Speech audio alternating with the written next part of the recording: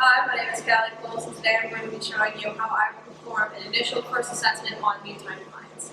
So here at Iowa Athletics, we work with a range of athletes anywhere from high school to collegiate and professional level players with the philosophy of using functional movement. So functional movement is basically utilizing activities which mimic game-like and daily activities, daily life situations.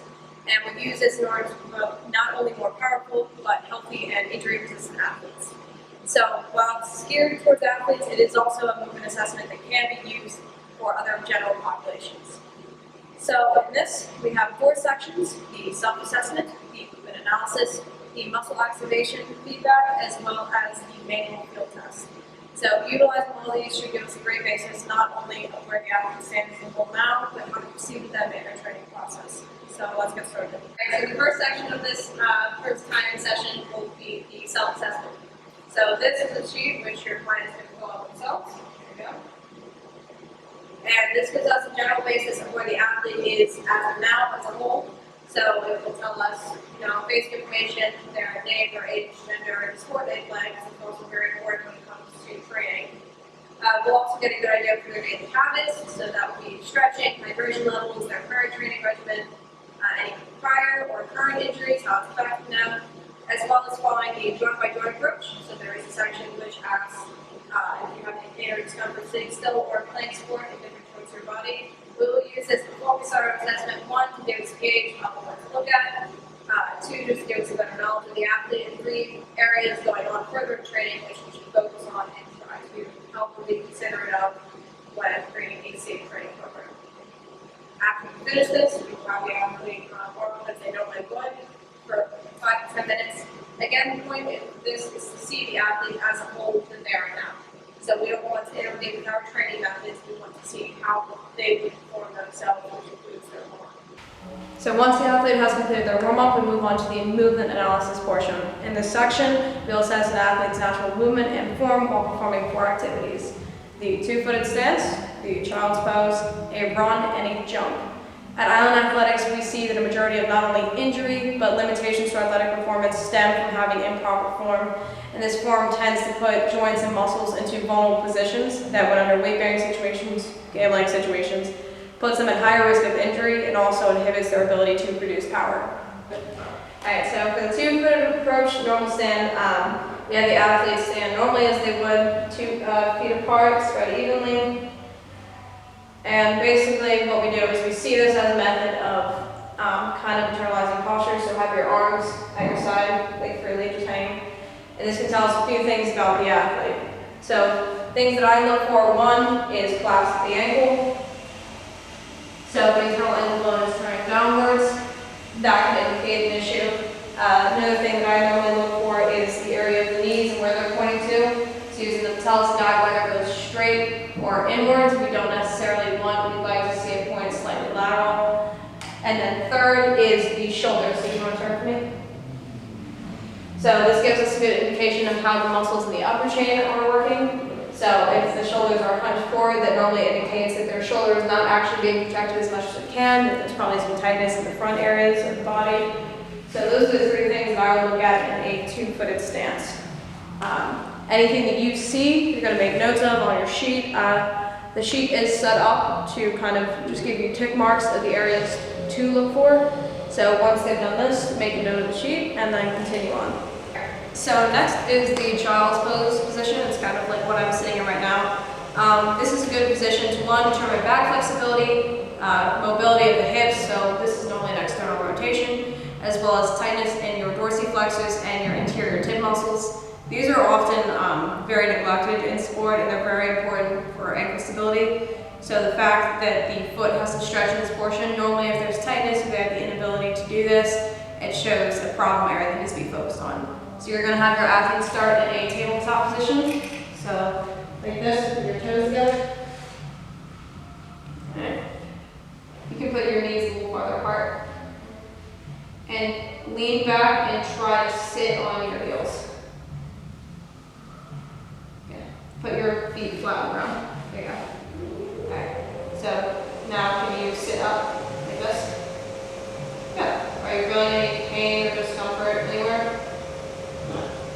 So this is a good good thing. This is something we'd like to see. This shows that one, he doesn't have an issue with his rotation of his hips. They're able to open up enough for this position. His feet are flat on the ground. That shows that he doesn't have a lot of tightness up in here. And then he's able to put his back fully, so it doesn't show any discrepancies in his back flexibility. So the next two movements are more athletic-based movements. This is the run and the jump. So again, at Ion Athletics, we like to focus on training what you are actually performing in your sport.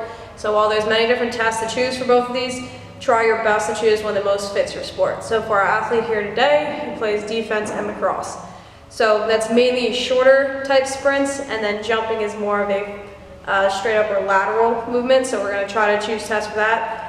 For the run, we are going to look at normally I'd say 20-yard, because that seems to be the most that he would mimic in his sport, but due to limitations of the space, we're just going to do a 10-yard sprint.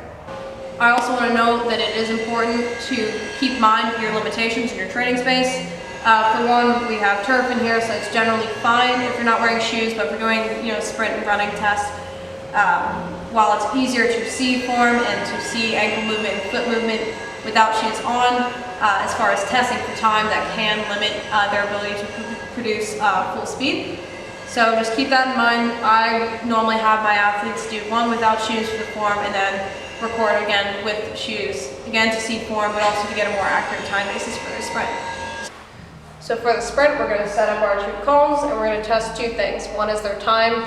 This will give us a basis and see kind of their progression, their performance, if any of our form modifications over time does actually make him faster.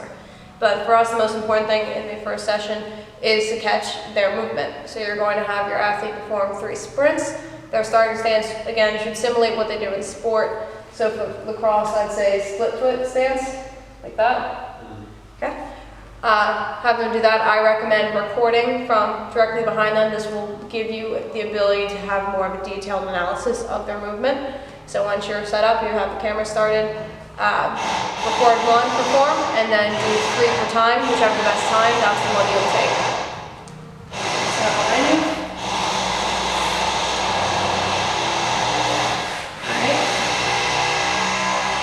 Whenever you're ready, go. So just generally going over this, you can see that both of his ankles are internally collapsed. There is no proper hip rotation. When he goes to push off, he's pushing off the back foot, which is something we don't want to see. We're losing a lot of power when we don't push off the front foot. He lands in a straight path wherever his toes point out, his ankles are both collapsed, and he fails to have internal rotation in the back hip. So for the next form movement, we are going to do a jump. Again, you want to choose a jump that most is similar to game-like situations. For Christian, he plays lacrosse. He says he doesn't jump very often, but if anything, the ball goes high, it's coming up like this. So we're going to choose a vertical jump to test him on this step. So I'm not going to go into how you set up a vertec, but basically if Christian raises his arm with full reach, it'll be at the very bottom. So any inches he gets off the ground, that's the point from his reach to however high he can get. We're going to use this number to test his performance and see his progress over time. But again, we're form focused here. So what I would recommend is recording front waves and sideways so you can see the way that not only their liftoff is, but if they're transitioning in the air and if they're landing safely. We can use this to see any tightness in muscles, any form modifications that we need to do, and also assess their injury risk. So let's do it.